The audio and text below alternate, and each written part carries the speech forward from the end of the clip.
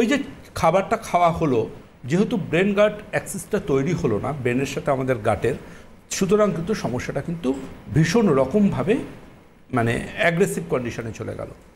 এবং এই ব্রেন গাট রিলেশনশিপের মধ্যে আমি চেষ্টা করছি আজকে পার্ট 1 করতে, আগামীকাল হয়তো পার্ট 2 করতে হবে।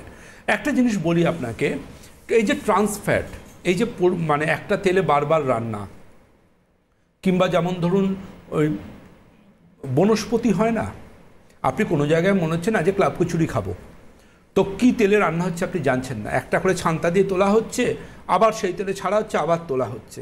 আপনি ভাবছেন আমি তো গরম কচুরি খাচ্ছি রাস্তার ধারে দাঁড়িয়ে, বা গরম চপ খাচ্ছি রাস্তার ধারে দাঁড়িয়ে। আপনি একটা জিনিস ভেবে দেখুন, আপনি ট্রান্সফ্যাট খাচ্ছেন, এটা আপনাকে বুঝতে হবে। এই ট্রান্সফ্যাটে কি হয়, আমার লাইভ দেখতে দেখতে যারা আমার লাইভটা মোবাইল ফোনে দেখছেন, তারা একটু চট করে গুগলটা করে নিন।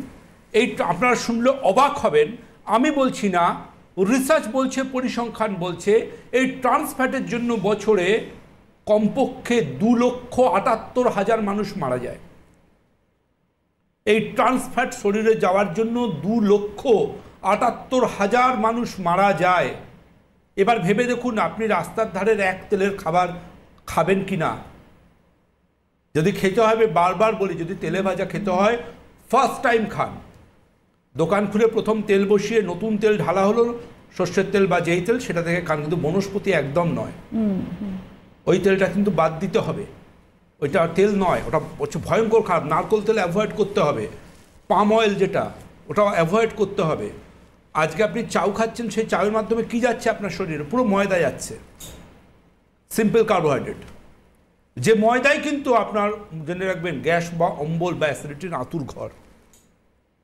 খেলে কিছুটা হোল গ্রেন খান, কিন্তু মনে রাখুন, যদি আপনি ময়দা খেতে থাকেন, আপনার কিন্তু মাল্টিপল সমস্যার সৃষ্টি